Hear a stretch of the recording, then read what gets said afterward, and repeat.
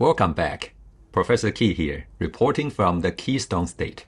I know we have taken a little detour from our usual car care content, but today I'm gathering data right from the battleground to give you a peek at which way Pennsylvania is heading in this presidential election.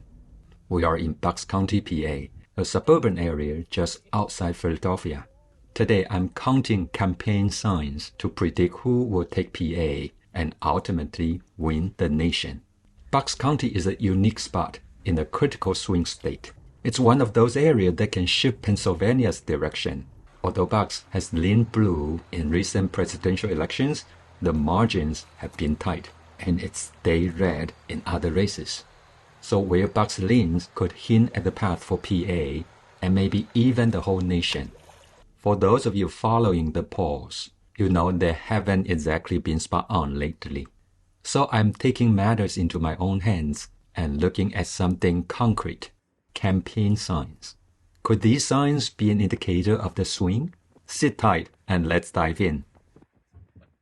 It's Saturday, November the 2nd. Just 3 days before Election Day, I toured across Bucks County, checking out public and private properties. To keep it simple, I counted each spot for a presidential candidate. Now, if the sign was extra large or let's say enthusiastically decorated, I counted it as 2. And here is what I found after 3 hours of driving. 245 signs for Trump and 85 for Harris. This is nearly a 3-to-1 ratio for Trump. Now, the problem is we don't have data on campaign signs for 2016 or 2020. But based on personal observations, it was about 1-to-1 in 2020, Trump versus Biden, and around 2.5-to-1 for Trump in 2016 against Clinton.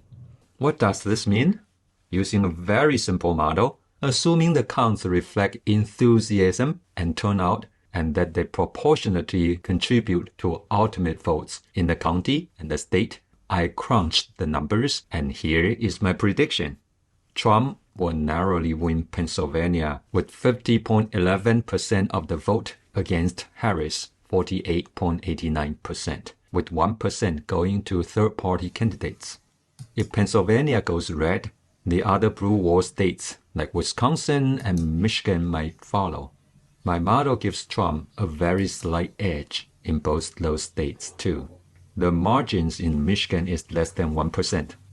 Now, this is a pretty naive model, and a major flaw is that we don't have a solid baseline from past elections.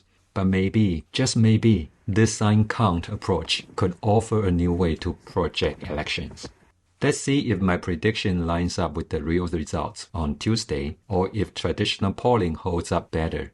If nothing else, I hope you enjoy it as a naive look at the election.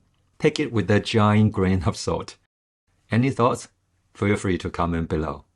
I'll be back to my usual work under the hood soon, so stay tuned for more car care and repair content here in Professor's Garage. Until then, may the Lord bless you and give you peace, and may God bless America and have mercy on the world. 平安。